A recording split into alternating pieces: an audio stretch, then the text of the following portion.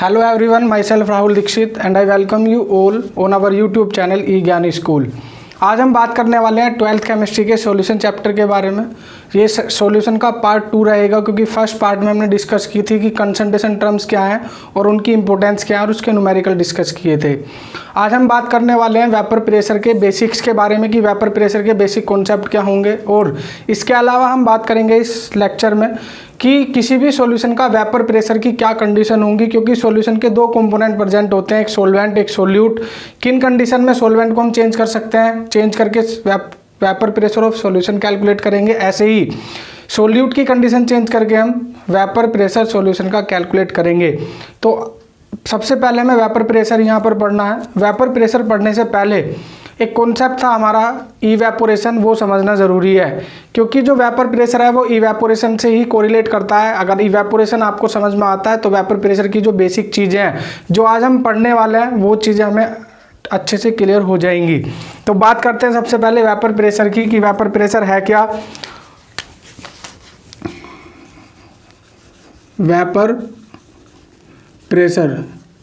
Vapour pressure को समझने से पहले हम थोड़ी सी बात करेंगे यहाँ पर इवेपोरेशन की कि इवेपोरेशन है क्या और कौन से मॉलिक्यूल इवेपोरेट होते हैं। क्योंकि अगर आप किसी भी कंटेनर की बात करें तो दो टाइप के मॉलिक्यूल प्रेजेंट हैं, एक सरफेस मॉलिक्यूल और दूसरे होते हैं हमारे बल्क मॉलिक्यूल। और हमने पढ़ा हुआ है कि जो सरफेस मॉलिक्यूल हैं वो जल्दी इवेपोरेट होते हैं और जो बल्क मॉलिक्यूल हैं वो बाद में इवेपोरेट होते हैं। उसका रीज़न है, बात करते हैं यहाँ पर। सपोज अगर हमारे पास कोई कंटेनर प्रेजेंट है, ये हमारे पास कोई कंटेनर है, ठीक, हमारे पास कोई मॉलिक्यूल है ए मॉलिक्यूल्स है, तो ए कंपाउंड्स है, उसके कुछ मॉलिक्यूल सरफेस पे भी प्रेजेंट हैं और उसके कुछ मॉलिक्यूल्स बल्क में भी प्रेजेंट हैं। ठीक, इन मॉलिक्यूल्स को हम क्या बोल सकते हैं, सरफेस मॉलिक्यूल, क्योंकि सरफेस पे सरफेस मॉलिक्यूल। इसके अलावा जो आपके अंदर के मॉलिक्यूल होंगे उन्हें बोलते हैं बल्क मॉलिक्यूल। बल्क मॉलिक्यूल, ठीक।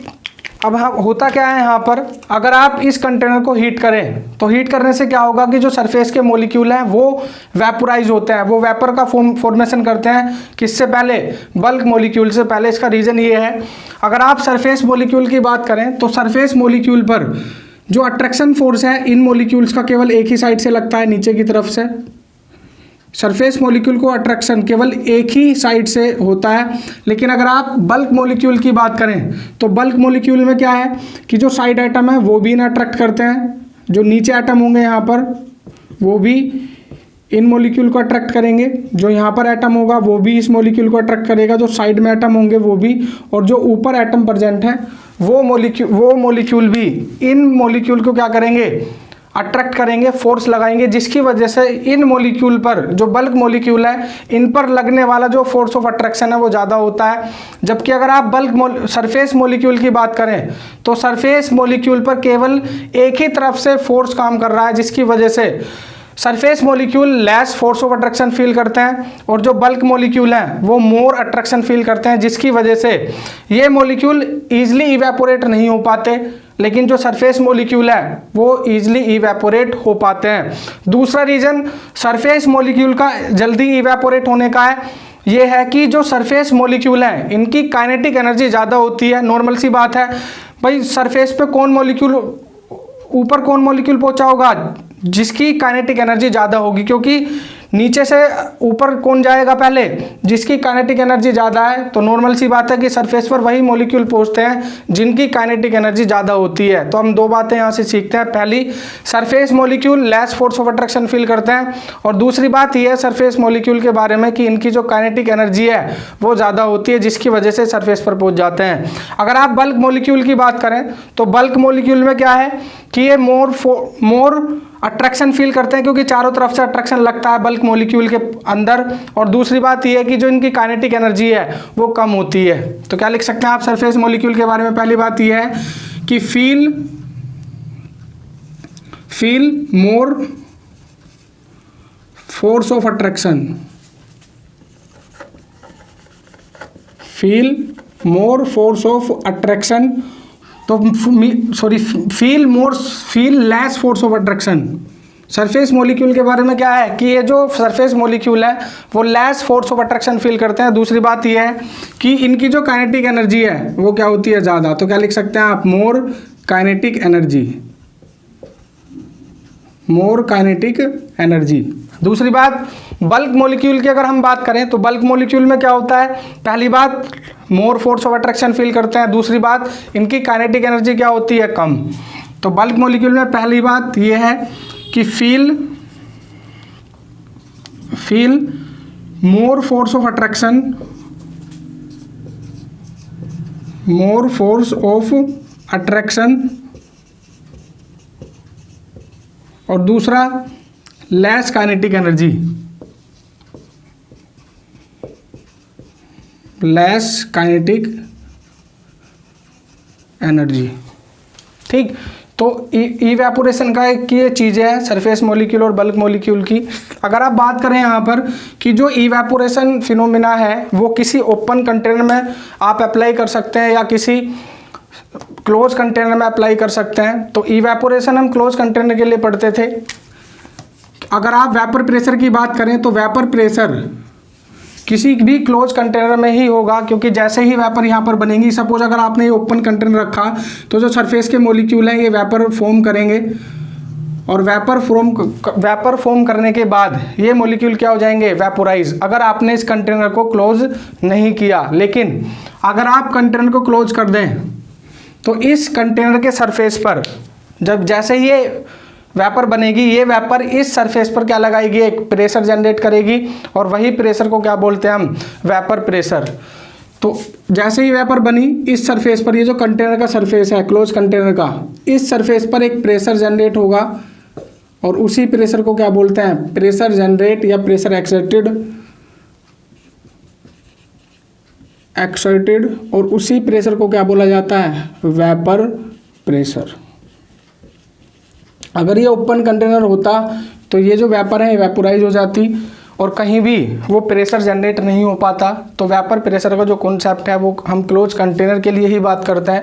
ठीक, अब जो इस चैप्टर में हमें बात करनी है कि जो वेपर प्रेशर है वो किन किन फैक्टर पे डिपेंड करता है, कौन कौन से ऐसे फैक्टर हैं जो वेपर प्रेशर को अफेक्ट कर सकते हैं। तो नेक्स्ट जो टॉपिक है हमारा वो ये है, नेक्स्ट टॉपिक है हमारा, सिर्फ कर देते हैं, नेक्स्ट टॉपिक है factor affecting of vapour pressure.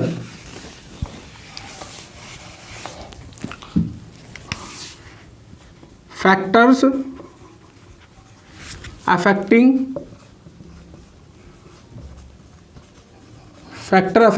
Of vapour pressure.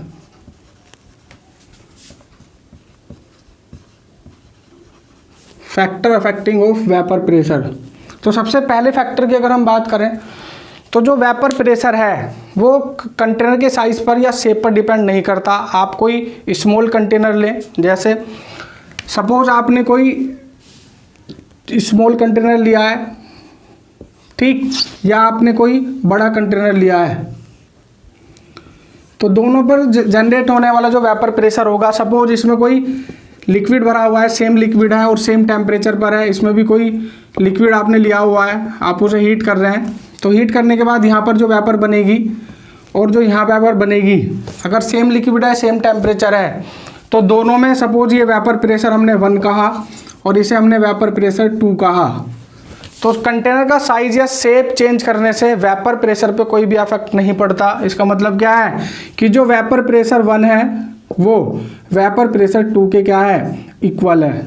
तो पहला पॉइंट यही है फैक्टर अफेक्टिंग में कि जो वेपर प्रेशर है वो डिपेंड नहीं करता साइज ऑफ कंटेनर पर। तो लिख सकते हैं हम कि vapour pressure do not depend upon the size of, do not depend upon the size of, size and shape of container,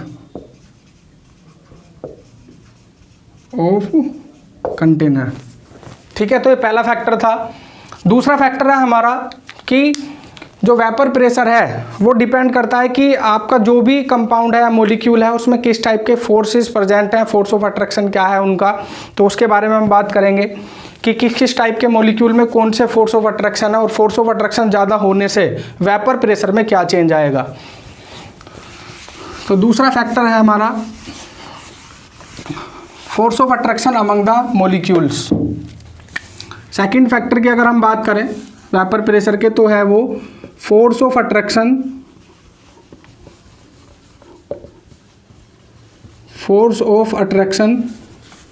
among the molecules,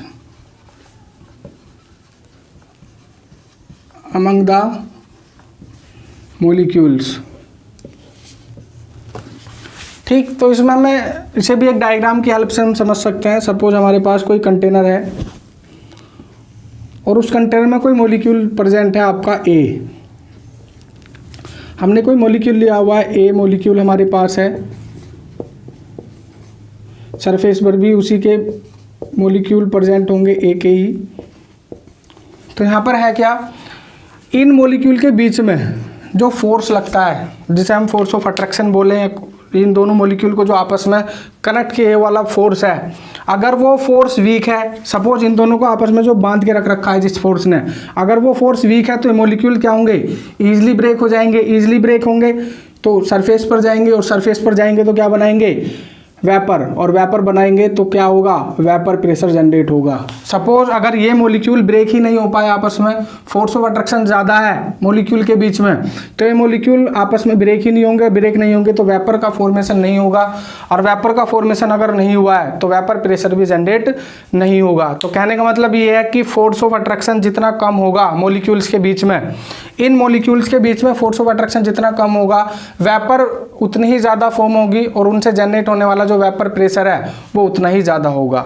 ठीक है, तो हम बोल सकते हैं यहाँ पर एक रिलेशन इंट्रोड्यूस कर सकते हैं कि जो वेपर प्रेशर है वो इन्वर्सली प्रोपोर्शनल होता है किसके, फोर्स ऑफ अट्रैक्शन के। इन्वर्सली प्रोपोर्शनल होगा फोर्स ऑफ अट्रैक्शन के। जितना ज़्यादा फोर्स ऑफ अट्रैक्शन होगा मॉलिक्यूल्स के बीच में उतने ही वेपर प्रेशर क्या होगा, कम। जैसे अगर हम एग्जांपल लें यहाँ पर, एक है हमारे पास H2O। सपोज एक बार हमने कंटेनर में H2O मॉलिक्यूल लिया हुआ है और दूसरा एक बार हमने कंटेनर में लिया हुआ है C2H5OH मॉलिक्यूल। अब बात करेंगे कि जो H2O मॉलिक्यूल्स हैं उनके बीच में फोर्स ऑफ अट्रैक्शन ज़्यादा है या जो C2H5OH मॉलिक्यूल है उनके बीच में फोर्स ऑफ अट्रैक्शन ज़्यादा है। तो अगर आप H2O मॉलिक्यूल की बात करें तो जो H2O मॉलिक्यूल है वो कनेक्टेड होते हैं थ्रू हाइड्रोजन बॉन्डिंग। ऐसे ही अगर आप इथेनॉल मॉलिक्यूल की बात करें तो इथेनॉल मॉलिक्यूल भी आपस में कनेक्टेड होते हैं थ्रू हाइड्रोजन बॉन्डिंग। दोनों में ही हाइड्रोजन बॉन्डिंग प्रेजेंट है। अगर आप इसकी बात करें तो H2O में भी हाइड्रोजन बॉन्डिंग प्रेजेंट होती है, वो भी इंटर हाइड्रोजन बॉन्डिंग है, इसमें भी इंटर हाइड्रोजन बॉन्डिंग। और अगर आप C2H5OH की बात करें इसमें भी क्या है, इंटर हाइड्रोजन बॉन्डिंग प्रेजेंट है। दोनों में इंटर हाइड्रोजन बॉन्डिंग प्रेजेंट है, लेकिन आपने 11th में पढ़ा हुआ है कि जो हाइड्रोजन बॉन्डिंग है वो H2O के केस में स्ट्रॉन्ग होती है as compared to the ethanol. तो अगर आप इसकी बात करें तो इसकी हाइड्रोजन बॉन्डिंग क्या है, स्ट्रॉन्ग है, और इसकी जो हाइड्रोजन बॉन्डिंग है वो क्या है, वीक। और जिन मॉलिक्यूल्स की बॉन्डिंग वीक होती है या जिन मॉलिक्यूल्स के बीच में फोर्स ऑफ अट्रैक्शन वीक होता है वो इजीली वेपर फॉर्म करते हैं और उनका वेपर प्रेशर भी क्या है, ज़्यादा होता है। तो अगर आप दोनों में कंपैरिजन करने लगे H2O और C2H5OH में तो वेपर प्रेशर किसका ज़्यादा होगा, एथेनॉल का, क्योंकि एथेनॉल में कैसी बॉन्डिंग है, वीक। तो हम ये बोल सकते हैं यहाँ पर कि जो vapour pressure of C2H5OH is greater than vapour pressure of H2O। ठीक, पहला तो एग्जांपल ये था जो हमने समझाया, और भी एग्जांपल हम ले सकते हैं। अब हम बात करेंगे दूसरे एग्जांपल के थ्रू कि दूसरा एग्जांपल में किसका वेपर प्रेशर ज़्यादा होगा। अगर आप बात करें फोर्स ऑफ अट्रैक्शन के बेसिस पर, तो दूसरा एग्जांपल है हमारा, अगर हम एथेनॉल और ईथर की बात करें, एक मॉलिक्यूल है हमारे एथेनॉल के, दूसरा कंपाउंड हमने कंटेनर में लिया हुआ है ईथर। तो फोर्स ऑफ अट्रैक्शन के बेसिस पर किसका वेपर प्रेशर ज़्यादा होगा, किसका वेपर प्रेशर कम होगा, उसकी बात करते हैं। तो अगर आप बात करें यहाँ पर सेकंड एग्जांपल है हमारा, एक लिया हुआ है हमने एथेनॉल C2H5OH और दूसरा एग्जांपल है हमारे पास ईथर का CH3OCH3। ठीक, तो एक मॉलिक्यूल है एथेनॉल के, दूसरे मॉलिक्यूल किसके हैं, ईथर के। तो हमें यहाँ पर ये बात करनी है कि एथेनॉल में फोर्स ऑफ अट्रैक्शन ज़्यादा होगा या ईथर में फोर्स ऑफ अट्रैक्शन ज़्यादा होगा। तो C2H5OH के जो मॉलिक्यूल हैं वो अटैच होते हैं थ्रू हाइड्रोजन बॉन्डिंग, लेकिन अगर आप इनकी बात करें तो इसमें वंडरवाल फोर्सेस प्रेजेंट होते हैं जो एक वीक फोर्स है as compared to the hydrogen bonding. तो इसमें क्या है, हाइड्रोजन बॉन्डिंग है। इंटर अभी पीछे भी पढ़ा है हमने कि जो C2H5OH है उसमें हाइड्रोजन बॉन्डिंग प्रेजेंट होती है, वो भी इंटर हाइड्रोजन बॉन्डिंग। अब इसमें वंडरवाल फोर्सेस के थ्रू मॉलिक्यूल कनेक्ट होते हैं, इसमें कौन सी बॉन्डिंग के थ्रू होते हैं, हाइड्रोजन। अब इसमें कंपेयर करना है कि जो वंडरवाल फोर्सेस है वो ज़्यादा स्ट्रॉन्ग है या हाइड्रोजन बॉन्डिंग। तो अगर हम बात करें तो हाइड्रोजन बॉन्डिंग ज़्यादा स्ट्रॉन्ग होती है as compared to the van der Waals forces. तो स्ट्रॉन्ग फोर्सेज हैं और जो वंडरवाल फोर्सेज हैं वो वीक हैं। इसका मतलब क्या है कि जो ईथर है उसका वेपर प्रेशर ज़्यादा होगा, ये ईथर का एग्जाम्पल है। तो क्या लिख सकते हैं आप कि जो vapour pressure of ether is greater than vapour pressure of ethanol C2H5OH। तो अगर आपको डिफरेंट लिक्विड लिए हुए हैं, डिफरेंट सब्सटेंसेस लिए हुए हैं और वेपर प्रेशर कंपेयर करा रहा है, तो आपको ये चेक करना है कि उन मॉलिक्यूल्स के बीच में फोर्स ऑफ अट्रैक्शन किस में ज़्यादा है। जिसमें फोर्स ऑफ अट्रैक्शन ज़्यादा होंगे उसमें वेपर प्रेशर क्या होगा, कम होगा। ठीक है, ये सेकेंड एग्जाम्पल है। इसके अलावा एक एग्जाम्पल की और बात कर सकते हैं हम फोर्स ऑफ अट्रैक्शन के बेसिस पर ही। नेक्स्ट एग्जाम्पल है हमारे पास मोनोहाइड्रिक अल्कोहल, डाईहाइड्रिक अल्कोहल और ट्राईहाइड्रिक अल्कोहल है। सभी अल्कोहल ही हैं लेकिन डिफरेंट टाइप्स हैं अल्कोहल के। जैसे अगर आप बात करें मोनोहाइड्रिक अल्कोहल की तो C2H5OH, डाईहाइड्रिक अल्कोहल है आपका CH2OH, ट्राईहाइड्रिक अल्कोहल है आपका CH2OH, CH2OH। ठीक, इसका नाम एथेनॉल है, इसका नाम ग्लाइकोल है और इसका नाम ग्लिसरॉल है। इसे लिख सकते हैं आप एथेनॉल, यह है आपका ग्लाइकोल और यह है आपका ग्लिसरॉल।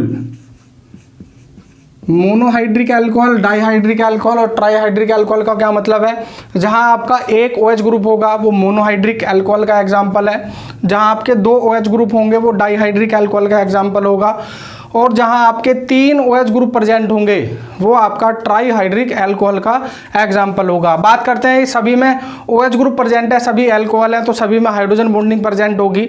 देखना हमें यहाँ पर ये है कि हाइड्रोजन बॉन्डिंग ज़्यादा किस में होगी। तो अगर आप यहाँ पर बात करें तो C2H5OH में केवल एक ही OH ग्रुप है, लेकिन अगर आप ग्लाइकोल में बात करें तो यहाँ पर 2 OH ग्रुप है। तो यहाँ पर हाइड्रोजन बॉन्डिंग क्या होगा, इसके थ्रू भी हो सकती है, यहाँ से भी हो सकती है, इधर से भी हो सकती है, यहाँ से भी। ठीक है, चारों तरफ से हाइड्रोजन बॉन्डिंग है। इसकी बात करें तो हाइड्रोजन बॉन्डिंग यहाँ से भी हो सकती है, यहाँ से भी, इसमें यहाँ से भी हो सकती है, इस ऑक्सीजन से भी और इस हाइड्रोजन से भी अटैच हो सकता है सिस्टम। तो सबसे जितने ज़्यादा OH ग्रुप होंगे हाइड्रोजन बॉन्डिंग उतनी ही ज़्यादा होगी। अगर आप ग्लिसरॉल की बात करें तो 3 OH ग्रुप है, मैक्सिमम हाइड्रोजन बॉन्डिंग है यहाँ। ग्लाइकोल में 2 OH ग्रुप प्रेजेंट है तो हाइड्रोजन बॉन्डिंग थोड़ी कम है। और अगर आप एथेनॉल की बात करें तो केवल एक ही OH ग्रुप प्रेजेंट है तो हाइड्रोजन बॉन्डिंग क्या होगी, इसमें सबसे कम होगी। तो इसमें क्या है, मिनिमम हाइड्रोजन बॉन्डिंग है, मिनिमम हाइड्रोजन बॉन्डिंग प्रेजेंट है। और अगर आप ग्लिसरॉल की बात करें तो ग्लिसरॉल में क्या है, OH ग्रुप ज़्यादा होने की वजह से मैक्सिमम हाइड्रोजन बॉन्डिंग है, मैक्सिमम हाइड्रोजन बॉन्डिंग। ठीक, और जहां हाइड्रोजन बॉन्डिंग मैक्सिमम होगी, नॉर्मल सी बात है, फोर्स ऑफ अट्रैक्शन क्या होंगे, ज़्यादा। और जहां फोर्स ऑफ अट्रैक्शन ज़्यादा होते हैं वहां वेपर प्रेशर क्या होगा, कम। तो अगर आप कंपेयर करने लगें, ठीक, तो क्या कहेंगे हम कि जो वेपर प्रेशर है हमारा सबसे ज़्यादा किसका होगा, सबसे ज़्यादा होगा C2H5OH का, क्योंकि वहाँ पर फोर्स ऑफ अट्रैक्शन क्या है, मिनिमम है। उसके बाद वेपर प्रेशर किसका होगा, ग्लाइकोल का। और सबसे कम जो वेपर प्रेशर है वो होगा हमारा ग्लिसरॉल का, क्योंकि वहाँ फोर्स ऑफ अट्रैक्शन क्या है, ज़्यादा है। तो ये 3 एग्जाम्पल थे कि फोर्स ऑफ अट्रैक्शन के बेसिस पर आप वेपर प्रेशर का कंपैरिजन किस टाइप से कर सकते हैं। फोर्स ऑफ अट्रैक्शन ज़्यादा होगा तो वेपर प्रेशर कम होगा, क्योंकि दोनों में क्या है, इन्वर्सली रिलेशन होता है दोनों में। तो ये सेकंड फैक्टर था वेपर प्रेशर का। अगर आप थर्ड फैक्टर की बात करें तो थर्ड फैक्टर है हमारा, आप जो वेपर प्रेशर है वो सब्सटेंसेस के नेचर पर भी डिपेंड करता है। जैसे कुछ सब्सटेंसेस हमारे ऐसे होते हैं जो वेपर ईजिली फॉर्म कर लेते हैं, कुछ सब्सटेंसेस हमारे ऐसे होते हैं जो वेपर ईजिली फॉर्म नहीं कर पाते। तो उन्हीं के बेसिस पर सब्सटेंसेस को 2 टाइप में डिफ्रेंशिएट भी किया गया है, डिवाइड भी किया गया है। जैसे एक सब्सटेंसेस होते हैं हमारे वोलाटाइल और दूसरे सब्सटेंसेस होते हैं हमारे नॉन वोलाटाइल। वोलाटाइल क्या होंगे, नॉन वोलाटाइल क्या होंगे, और न्यूमेरिकल पोर्शन के अंदर हम कैसे आइडेंटिफाई करेंगे कि कौन कंपोनेंट वोलाटाइल है और कौन कंपोनेंट हमारा नॉन वोलाटाइल सब्सटेंसेस है, उसी के बेस पर हम न्यूमेरिकल क्वेश्चन हैंडल करते हैं। तो थर्ड जो फैक्टर है हमारा वो है on the basis of substances या nature of substances. Third factor में हम लिख सकते हैं यहां पर vapour pressure also depends upon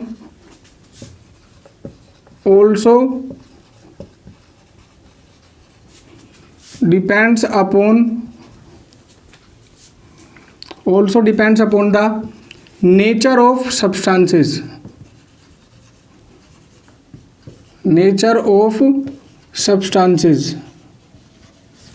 ठीक। जैसे कुछ सब्सटेंसेस ऐसे हैं जो इजीली वेपर बना लेंगे और कुछ सब्सटेंसेस ऐसे हैं जो इजीली वेपर नहीं बनाएंगे। तो हम इसके बेसिस पर सब्सटेंसेस को 2 टाइप से डिवाइड कर सकते हैं on the basis of vapour pressure.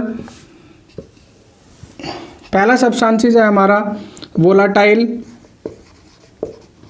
Volatile substances और दूसरे होंगे हमारे नॉन वोलाटाइल सब्सटेंसेस।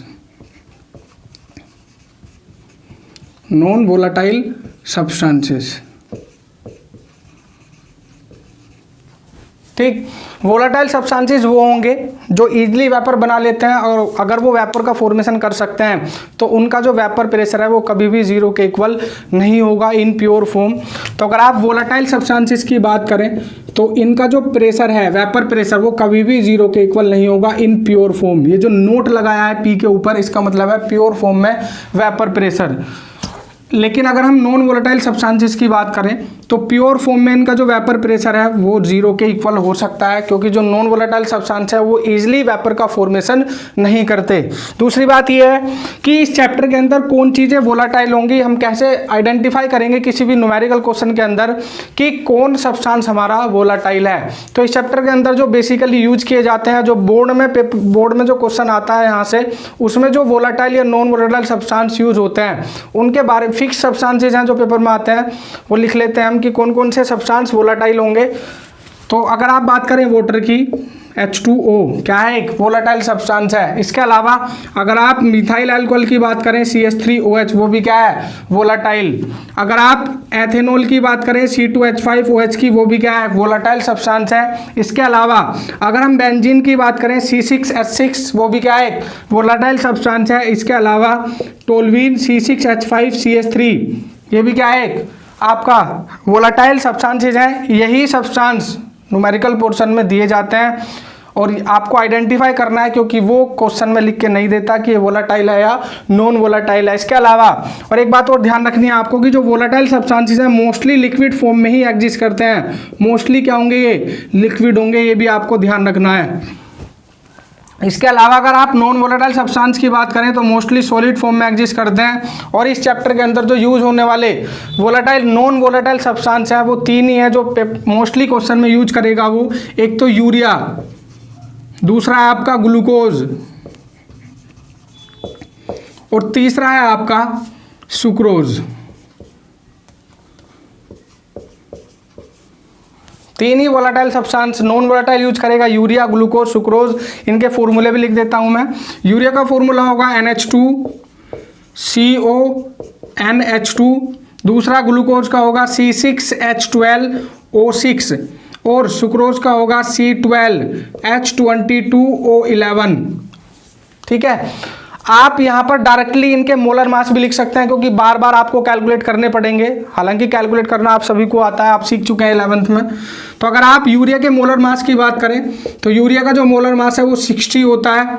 ऐसे ही अगर आप ग्लूकोज की बात करें इसका 180 होगा, और अगर आप सुक्रोज की बात करें तो उसका मोलर मास 342 होगा। ठीक है, तो ये वोलाटाइल सब्सटेंस थे, ये नॉन वोलाटाइल है, ये आपको याद रखने हैं। इसके बाद हम बात करेंगे वोलाटाइल की। बात कर ली है हमने कि कौन कौन से सब्सटेंसेस हमारे वोलाटाइल होंगे, कौन कौन से सब्सटेंसेस हमारे नॉन वोलाटाइल होंगे। ये आपको ध्यान रखना है। मोलर मास डायरेक्ट आपको याद रखना है, क्योंकि न्यूमेरिकल क्वेश्चन में आप डायरेक्ट इनका यूज करोगे। ठीक है, तो ये थर्ड फैक्टर था कि सब्सटेंसेस पर भी डिपेंड करता है। वेपर प्रेशर की वोलाटाइल होगा तो वेपर प्रेशर ज़्यादा होगा। अगर आप नॉन वोलाटाइल सब्सटेंस की बात करें तो प्योर फॉर्म में उनका वेपर प्रेशर 0 होता है, लेकिन यदि हम उसमें कोई मिक्सिंग कर दें किसी चीज़ की तो कुछ ना कुछ वेपर प्रेशर हो सकता है, वो पढ़ेंगे हम सॉल्यूशन के अंदर। ठीक है, तो 3 फैक्टर हमने डिस्कस कर लिए हैं। पहला फैक्टर था हमारा कि जो वेपर प्रेशर है वो shape and size of container पे डिपेंड नहीं करता। दूसरा फैक्टर फोर्स ऑफ अट्रैक्शन के इनवर्सली प्रोपोर्शनल होता है। और तीसरा फैक्टर डिपेंड करता है नेचर ऑफ सब्सटेंसेस के ऊपर कि हमारे जो सब्सटेंसेस हैं वो किस नेचर का है, वोलाटाइल नेचर का है, नॉन वोलाटाइल है। इसके अलावा जो फोर्थ फैक्टर है वो ये है कि जो वेपर प्रेशर है वो टेम्परेचर के डायरेक्टली प्रोपोर्शनल होता है। ठीक है, तो फोर्थ फैक्टर लिख सकते हैं हम यहाँ पर temperature.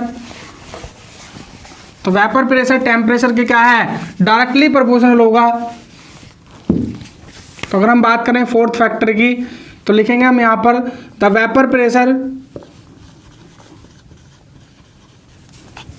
Vapour pressure increases as increases the temperature. Increases the temperature. तो ये 4 ही फैक्टर, 3 फैक्टर ज़्यादा इंपॉर्टेंट थे, 4 फैक्टर इतना ज़्यादा इंपॉर्टेंट नहीं है। ठीक है, इसके अलावा अगर हम बात करें यहाँ पर, अब बात करेंगे हम सॉल्यूशन की कि सॉल्यूशन का वेपर प्रेशर हम किस तरीके से कैलकुलेट करेंगे और क्या क्या कंडीशन होंगी। तो 2 कंडीशन है यहाँ पर। अब अगर हम सॉल्यूशन की बात करें तो उसके 2 कंपोनेंट होते हैं, एक सोलवेंट और एक सोल्यूट। जब दोनों ही जब सोलवेंट आपका वोलाटाइल होगा और सोल्यूट भी वोलाटाइल होगा तब वेपर प्रेशर ऑफ सॉल्यूशन कैसे कैलकुलेट करेंगे। इसके अलावा सेकंड कंडीशन ये है कि यदि आपका जो सोलवेंट है वो तो वोलाटाइल ही है, लेकिन अगर आपका सोल्यूट नॉन वोलाटाइल हो जाए तो उस कंडीशन में हम वेपर प्रेशर ऑफ सॉल्यूशन कैसे कैलकुलेट करेंगे, और इसी कॉन्सेप्ट के अंदर राउल्ट्स लॉ से भी इंट्रोड्यूस होंगे। ठीक है, तो बात करेंगे हम यहाँ पर वेपर प्रेशर ऑफ सॉल्यूशन की, जो एक इंपॉर्टेंट टॉपिक है इस लेक्चर का। तो नेक्स्ट टॉपिक है हमारा, इंपॉर्टेंट है ये, vapour pressure of solution. Vapour pressure of solution. ठीक, सॉल्यूशन में 2 कंपोनेंट हमारे प्रेजेंट हैं, एक सोलवेंट है और दूसरा क्या है, सोल्यूट है। तो अगर आप सॉल्यूशन की बात करें, आप लास्ट लेक्चर में पढ़ भी चुके हैं, 2 कंपोनेंट होते हैं। पहला कंपोनेंट सोलवेंट है, ठीक है, दूसरा कंपोनेंट क्या है हमारा, सोल्यूट। तो 2 कंडीशन लेनी है, जब सोलवेंट हमारा वोलाटाइल हो और सोल्यूट भी क्या हो, वोलाटाइल हो। ये तो पहली कंडीशन है। दूसरी कंडीशन है, सोलवेंट को तो आपको वोलाटाइल ही रखना है, लेकिन अगर सोल्यूट क्या कर दें आप, नॉन वोलाटाइल। तो दूसरी कंडीशन है, यदि आपका सोलवेंट तो वोलाटाइल ही रहे और सोल्यूट कैसा हो जाए, नॉन वोलाटाइल, तब वेपर प्रेशर ऑफ सॉल्यूशन आप कैसे कैलकुलेट करेंगे। ठीक है, तो इन दोनों केस फर्स्ट और केस सेकंड का हमें डिस्कस करना है। ठीक है, तो बात करते हैं सबसे पहले केस फर्स्ट की। केस फर्स्ट में हम बात करेंगे दोनों ही वोलाटाइल की, और केस सेकंड में बात करेंगे एक वोलाटाइल और दूसरा नॉन वोलाटाइल। तो केस फर्स्ट है हमारा vapour pressure of solution, vapour pressure of solution containing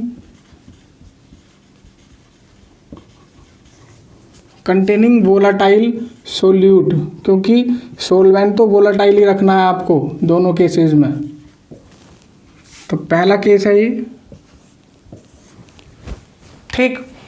समझते हैं इसे एक डायग्राम के थ्रू। तो अगर हम बात करें, सपोज हमारे पास एक कंटेनर ये है, दूसरा कंटेनर है हमारे पास जिसमें सोल्यूट प्रेजेंट होगा, ठीक है। ये है हमारे पास ए सोलवेंट और बी है हमारे पास सोल्यूट। इस चैप्टर के अंदर आपको एक बात ध्यान रखनी है कि जो ए नोटेशन हम यूज करेंगे वो सोलवेंट के लिए ही करेंगे, और जो बी नोटेशन हम यूज करेंगे वो सोल्यूट के लिए। पूरे चैप्टर के अंदर ए का मतलब क्या है, सोलवेंट से है, और बी का मतलब किससे है, सोल्यूट से। तो दो कंटेनर हमारे पास, एक में हमने सोल्यूट लिया हुआ है, एक में हमारा सोलवेंट है। तो अगर हमारा ये क्या है, सोलवेंट है, सोलवेंट के मोलिक्यूल इसके अंदर प्रेजेंट है, तो सरफेस के ऊपर भी किसके मोलिक्यूल्स होंगे, सोलवेंट के, ठीक है। तो जैसे ही आप इसे हीट करेंगे यहाँ से नीचे से, तो क्या होगा कि जो सरफेस के मोलिक्यूल है हमारे पास वो इवेपोरेट, वेपर फॉर्म करेंगे, और वेपर फॉर्म करने के बाद वो इस सरफेस पर क्या करेंगे, वेपर प्रेशर जनरेट करेंगे, जिस वेपर प्रेशर को क्या बोलोगे आप, पी नोट ए। पी नोट ए का मतलब है अभी ए अकेला है, ठीक है, प्योर फॉर्म में, कोई मिक्स नहीं हुआ है इसमें। तो पी ए का मतलब है ए का वेपर प्रेशर, और पी नोट ए का मतलब है ए का प्योर फॉर्म में वेपर प्रेशर, ठीक है। इसके अलावा अगर आप बी की बात करें तो बी, अगर इसमें बी के मोलिक्यूल्स प्रेजेंट है तो सरफेस पर भी किसके मोलिक्यूल्स प्रेजेंट होंगे, बी के मोलिक्यूल्स होंगे। और अगर सरफेस पर बी के मोलिक्यूल्स हैं तो वेपर भी किसकी फॉर्म होंगी, बी की, और वेपर फॉर्म अगर बी की हुई है तो इस सरफेस के ऊपर जो वेपर प्रेशर जनरेट होगा वो केवल बी की वजह से होगा, जिसे क्या बोलोगे आप, P naught B. P naught B का मतलब क्या है, बी का vapour pressure in pure form. और आप जानते हैं बी किसके लिए यूज कर रहे हैं, सोल्यूट, और ए किसके लिए यूज कर रहे हैं आप, सोलवेंट के लिए।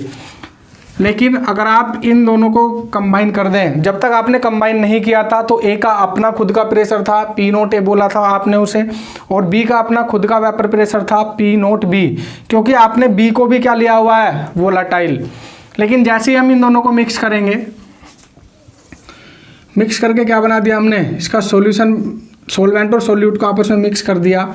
तो मिक्स करने से क्या होगा, इस बार इस कंटेनर के अंदर ए के मोलिक्यूल्स भी प्रेजेंट होंगे और बी के मोलिक्यूल्स भी होंगे, दोनों मोलिक्यूल्स प्रेजेंट होंगे।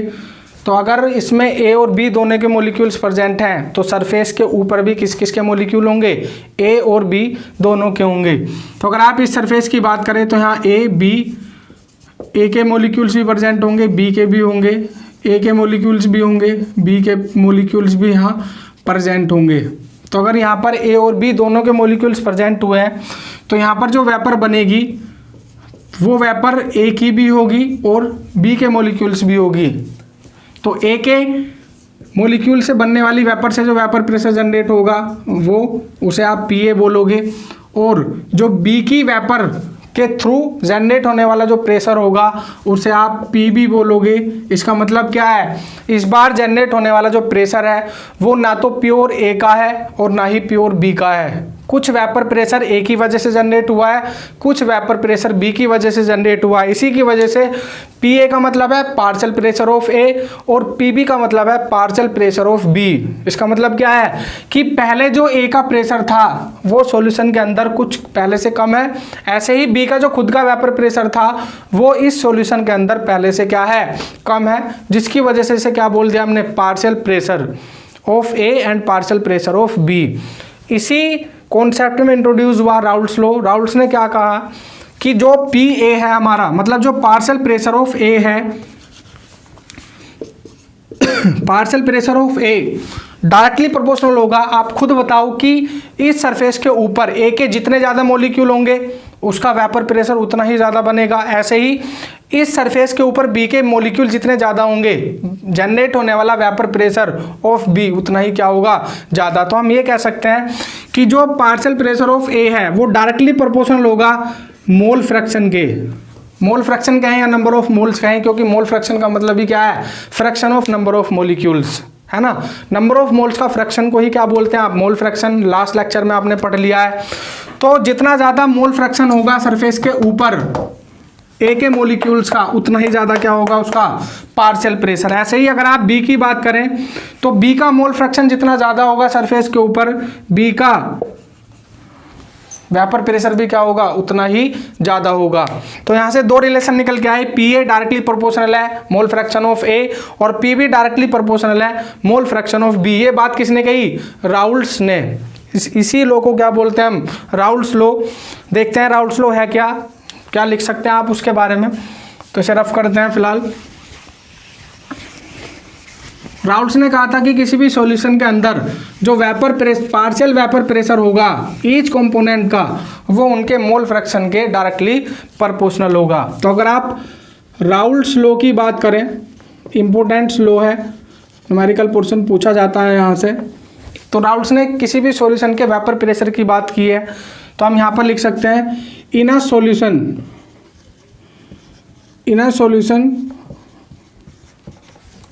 the vapor pressure, the partial vapor pressure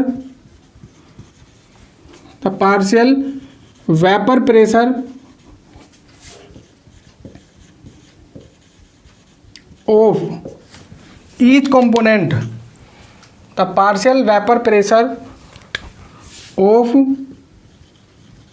each component is directly proportional to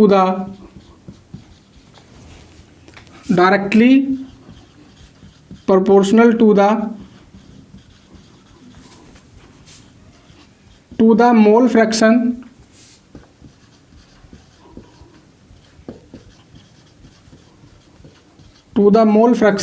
of each component।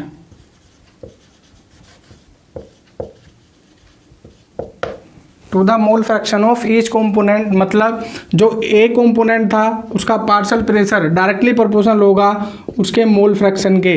Mole fraction को हम कैपिटल एक्स से रिप्रेजेंट करते हैं। इसके अलावा जो बी का पार्शियल प्रेशर होगा वो डायरेक्टली प्रोपोर्शनल होगा किसके, मोल फ्रैक्शन ऑफ बी के। ठीक है, अब बात करेंगे हम यहाँ पर, इसे ओपन कर लेते हैं हम। इस प्रोपोर्शनलिटी को हटाकर यहाँ कोई कॉन्स्टेंट लगाते हैं। हम केवल फिलहाल इसकी बात कर लें, पी ए वाले की। तो पी ए इक्वल टू, हमने यहाँ से ये प्रोपोर्शनलिटी का साइन हटाकर कोई कांस्टेंट ऐड कर दिया सी, और ये रहा आपका एक्स ए। ठीक है, हम यहाँ पर मान लें कि let us consider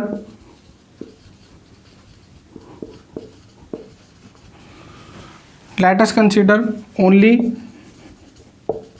a is present. ठीक है, अगर आपके कंटेनर में केवल ए प्रेजेंट है, ठीक है, तो क्या होगा वहाँ पर, अगर कंटेनर में ए प्रेजेंट है तो केवल मोल फ्रैक्शन ऑफ बी, तो मोल फ्रैक्शन बी प्रेजेंट नहीं है तो बी का जो मोल फ्रैक्शन है वो क्या होगा, 0। और जो आपने यहाँ पर एक कॉन्सेप्ट पढ़ा होगा कि जो एक्स ए और एक्स बी, मतलब सोलवेंट और सोल्यूट का जो मोल फ्रैक्शन है वो 1 के इक्वल होता है। अगर एक्स बी 0 है तो एक्स ए कितना हो जाएगा आपका 1। और अगर आपके कंटेनर में केवल ए ही प्रेजेंट है तो वहाँ से जनरेट होने वाला जो वेपर प्रेशर होगा, इफ ए इज प्रेजेंट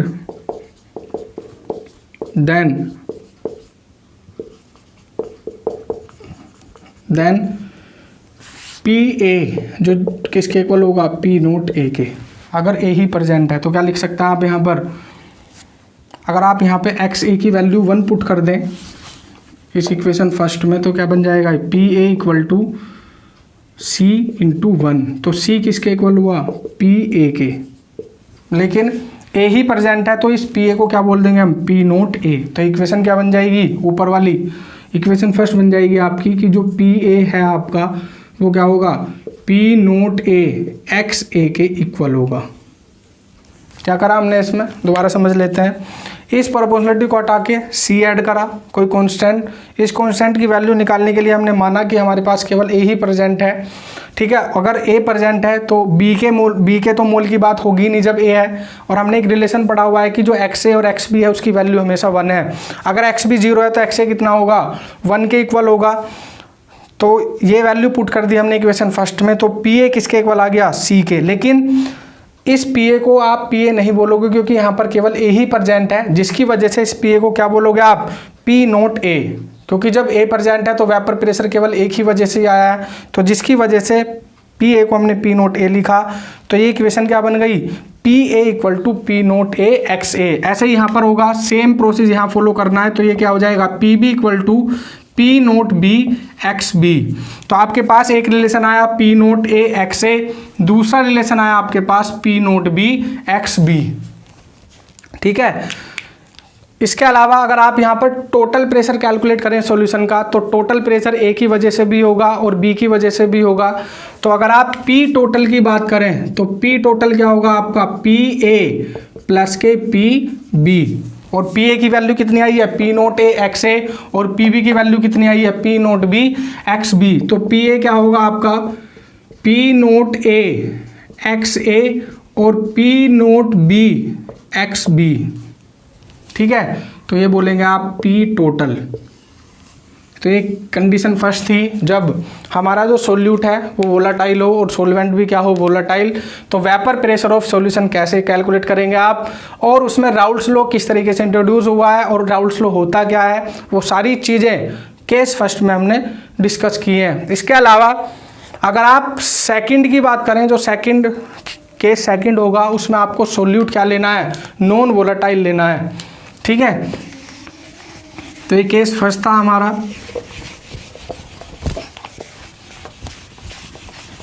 अब बात करेंगे हम केस सेकंड के बारे में, जहां आपका इस बार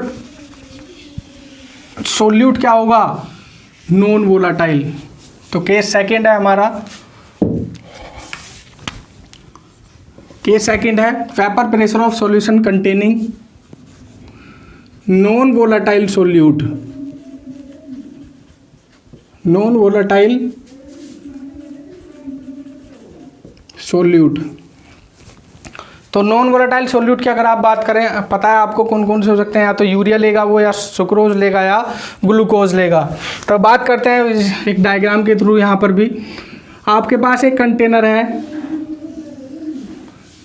जिसमें आपने सॉल्वेंट लिया हुआ ए। अगर सॉल्वेंट ए है तो उसके सरफेस पर मॉलिक्यूल कौन होंगे, ए के ही मॉलिक्यूल्स प्रेजेंट होंगे, और जैसे आप इसे हीट करोगे तो जो वेपर फॉर्म होंगी वो किसकी होंगी, ए की, जिसकी वजह से इस वाले सरफेस पर जो प्रेशर जनरेट होगा वो केवल एक ही वजह से ही होगा, जिसे क्या बोलेंगे आप, पी नोट ए। लेकिन अगर आप यहाँ पर बी की बात करें, जो सोल्यूट है आपका, जो सोल्यूट है बी, अगर आप उसकी बात करें तो इस बार जो सोल्यूट है वो आपका नॉन वोलाटाइल है, और सोल्यूट अगर नॉन वोलाटाइल है तो उसकी ना तो वेपर फॉर्म होंगी और ना ही उसका कोई वेपर प्रेशर जनरेट होगा। तो इस केस में तो कोई वेपर प्रेशर जनरेट होगा ही नहीं। तो केवल यहाँ पे क्या जनरेट हुआ है, पी नोट ए। अगर आप इन दोनों को मिक्स कर दें, सोल्वेंट और सोल्यूट को अगर आप मिक्स कर दें तो क्या बनेगा, सॉल्यूशन फॉर्म होगा, और सॉल्यूशन फॉर्म होगा तो इस बार इस कंटेनर में ए बी है और बी के मॉलिक्यूल्स, दोनों के मॉलिक्यूल्स प्रेजेंट हैं। तो क्या होगा, सरफेस पर ए के मॉलिक्यूल्स भी प्रेजेंट होंगे और बी के मॉलिक्यूल्स भी प्रेजेंट होंगे, क्योंकि आपने दोनों को क्या कर दिया है, मिक्स कर दिया है। और अगर मिक्स किया है तो इस बार बी तो हमारा नॉन वोलाटाइल है, तो बी की तो वेपर बनेंगी नहीं, केवल किसकी वेपर बनेंगी, ए की वेपर यहाँ से फॉर्म होंगी। और ए की जो वेपर बनी है, इनके थ्रू जो प्रेशर यहाँ जनरेट होगा उस प्रेशर को बोलोगे आप पार्शियल प्रेशर ऑफ ए, क्योंकि सरफेस पर ए के मॉलिक्यूल की जो मोल्स थे या जो नंबर थे वो डिक्रीज हो गए हैं, कम है इस बार ए के मॉलिक्यूल सरफेस के ऊपर। तो यहाँ से जो ए के थ्रू वेपर प्रेशर जनरेट होगा that is known as partial pressure of A. और राउल्ट्स के लॉ के अकॉर्डिंग जो पार्शियल प्रेशर है आपका पी ए, ये भी डायरेक्टली किसके प्रोपोर्शनल होगा, नंबर ऑफ मोल्स के या मोल फ्रैक्शन के, ठीक है। तो यहाँ पर भी आप एक रिलेशन लिख सकते हैं कि जो पी ए है आपका, जो पार्शियल प्रेशर यहाँ जनरेट हुआ है तो पार्शियल प्रेशर यहाँ पर बना है राउल्ट्स लॉ के अकॉर्डिंग। तो अकॉर्डिंग टू राउल्ट्स लॉ क्या होगा कि जो पार्शियल प्रेशर ऑफ ए है वो डायरेक्टली प्रोपोर्शनल होगा किसके, उसके मोल फ्रैक्शन के। ठीक है, तो यहाँ पर आप इसे ओपन कर सकते हैं तो क्या आ जाएगा P naught A X A, P naught A X ए। अब हम ये कैलकुलेट करेंगे कि कितना वेपर प्रेशर यहाँ कम हुआ है। जो पी नोट ए था प्योर फॉर्म में ए का जो वेपर प्रेशर था और सॉल्यूशन बनने के बाद जो बना वेपर प्रेशर है पी ए, उन दोनों में कितनी डिक्रीजिंग हुई है, पी नोट ए में कितनी डिक्रीजिंग हुई है उसकी बात करेंगे यहाँ पर हम। तो इसे इक्वेशन फर्स्ट मान लेते हैं। और हमें एक चीज़ पता है कि जो मोल फ्रैक्शन ऑफ सोलवेंट और सोल्यूट होता है उसकी वैल्यू, उसके एडिशन की जो वैल्यू है, मतलब एक्स ए और एक्स बी की जो वैल्यू है वो हमेशा किसके इक्वल होगी, 1 के।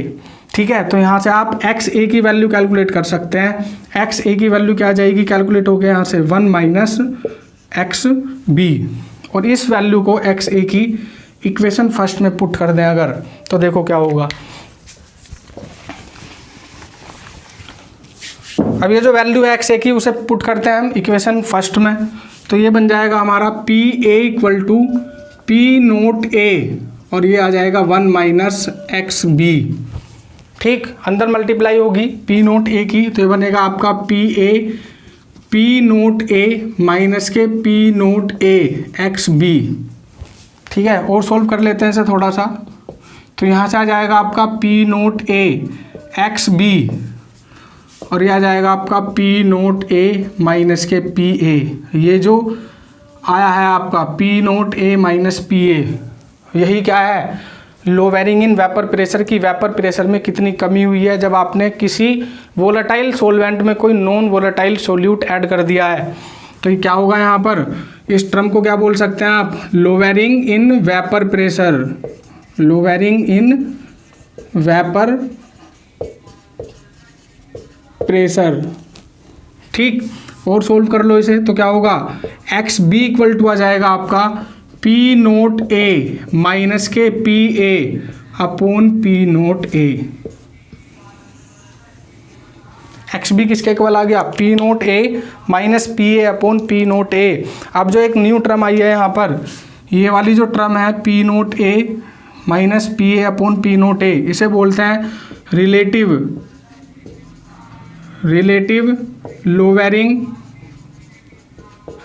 लोवेरिंग इन वेपर प्रेशर, जो एक कोलिगेटिव प्रॉपर्टी है। नेक्स्ट लेक्चर में यही डिस्कस करना है हमें, relative lowering in vapour pressure. तो 2 केस हमने डिस्कस किए। पहला केस था जब हमारे सॉल्यूशन के अंदर दोनों ही चीज़ें कैसी हों, वोलाटाइल हो, हमारा सोलवेंट भी वोलाटाइल हो और हमारा सोल्यूट भी कैसा हो, वोलाटाइल। इसके अलावा केस सेकंड में हमने डिस्कस किया है कि जब हमारा सोलवेंट वोलाटाइल ही हो लेकिन सोल्यूट क्या हो, नॉन वोलाटाइल, तो वेपर प्रेशर ऑफ सॉल्यूशन की क्या कंडीशन होंगी और राउल्ट्स लॉ किस तरीके से इंट्रोड्यूस हुआ है इन दोनों ही कंडीशन में। अगर आपको इस लेक्चर के बारे में कोई भी प्रॉब्लम है तो कमेंट बॉक्स में टाइप करें। ठीक है, और इसके अलावा जो इसके न्यूमेरिकल क्वेश्चन है वो हम नेक्स्ट लेक्चर में डिस्कस करेंगे जब भी नेक्स्ट क्लास होगी। ठीक है, तो thank you and have a nice day.